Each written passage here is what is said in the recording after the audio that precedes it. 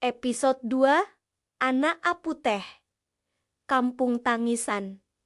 Tangisan bayi di tengah malam makin meresahkan. Warga dusun tidak lagi berani keluar rumah setelah matahari tenggelam. Anak-anak dilarang bermain jauh.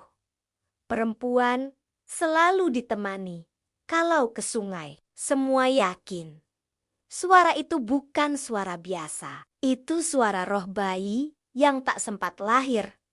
Roh yang kini menuntut. Pertemuan para tetua. Suatu malam, para tetua desa berkumpul di rumah adat. Suasana tegang. Di luar, hujan turun deras.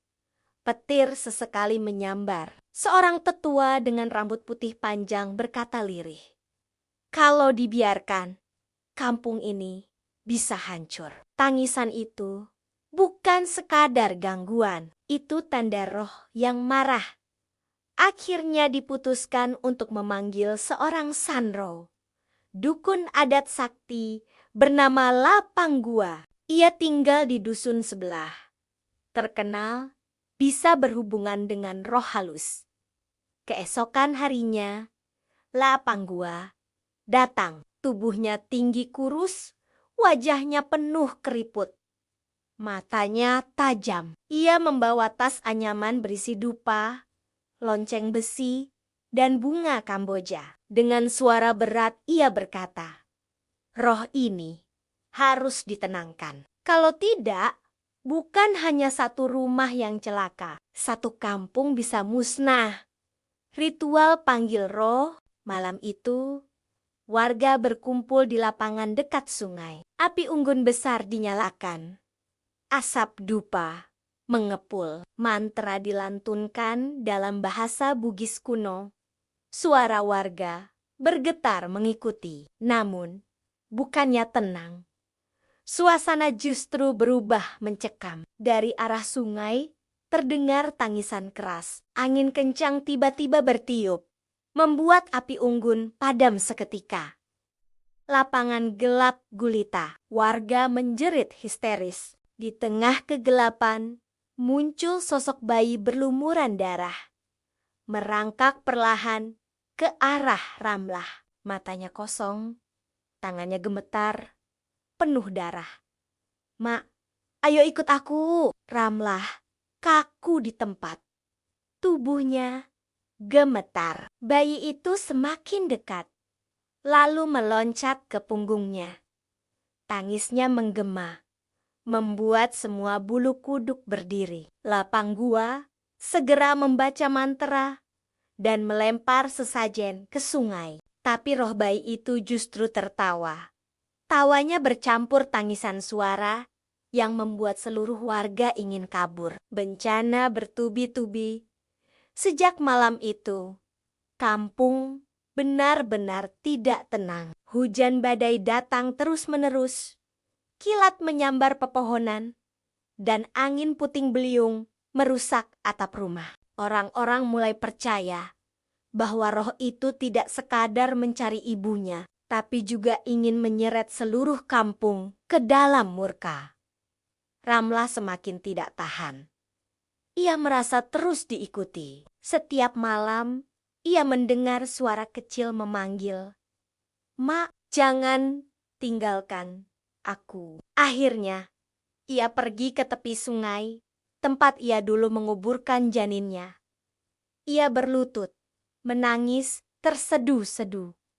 "Aku salah, maafkan aku, Nak." Tanah di bawah pohon besar bergetar. Kain putih yang dulu ia gunakan untuk membungkus bayi itu muncul ke permukaan. Ramlah memeluk gundukan tanah itu sambil menangis. Namun tiba-tiba kain itu terbuka. Bayi tanpa mata, dengan tubuh berlumuran darah, meraih wajah Ramlah. "Mak, aku ingin tidur di pelukanmu." Ramlah menjerit, tapi tak kuasa menolak. Ia memeluk bayi itu erat. Tubuhnya dingin dan basah. Dari jauh, warga yang menyaksikan hanya bisa terdiam ngeri. ikatan roh. Sejak saat itu, Ramlah berubah. Wajahnya pucat, matanya kosong. Ia jarang keluar rumah. Dari dalam rumah panggungnya, sering terdengar suara bayi menangis. Kadang ada warga yang melihat sosok mungil duduk di beranda, menatap jauh ke sungai. Orang tua Ramlah putus asa. Mereka memanggil La Panggua kembali. Tolong anakku, roh itu sudah menyatu dengannya. La Panggua mengangguk. Ia tahu hanya ada satu cara, melakukan ritual pemutusan ikatan roh. Tapi ritual itu berbahaya karena bisa mengorbankan nyawa Ramlah. Ritual terakhir malam itu, rumah Ramlah dipenuhi warga. Suasana hening, hanya suara rintik hujan di luar. Ramlah duduk di tengah ruangan, matanya kosong. Di pangkuannya terlihat sosok bayi tanpa mata. La Panggua mulai membaca mantra. Lonceng besi diguncangkan, dupa dibakar, bunga kamboja dilemparkan ke arah sosok bayi. Tiba-tiba, angin kencang menerpa. Lampu minyak bergoyang, tangisan bayi menggema. Semakin keras, sampai membuat telinga warga berdenging. "Mak, jangan tinggalkan aku." La Panggua meneriakkan mantra lebih keras. Asap hitam keluar dari tubuh bayi itu. Namun, dari asap hitam itu muncul wajah-wajah bayi lain. Mereka menangis bersamaan. Jeritannya membuat sebagian warga pingsan. La Panggua terkejut. Bukan hanya satu roh, ada banyak yang menuntut. Ritual kacau. Warga berhamburan keluar rumah. Panik. Malam penuh api. Tiba-tiba terdengar suara ledakan keras. Atap rumah Ramlah terbakar. Api menjalar cepat. Dari luar, warga hanya bisa menatap ngeri. Mereka mendengar jeritan Ramlah bercampur tangisan bayi dari dalam rumah. Api melahap habis bangunan itu. Tak ada yang berani mendekat. Keesokan paginya, rumah itu rata dengan tanah. Anehnya, tidak ditemukan jasad Ramlah maupun bayinya. Hanya ada kain putih terbakar separuh di dekat bekas ranjang. Kampung tangisan sejak hari itu.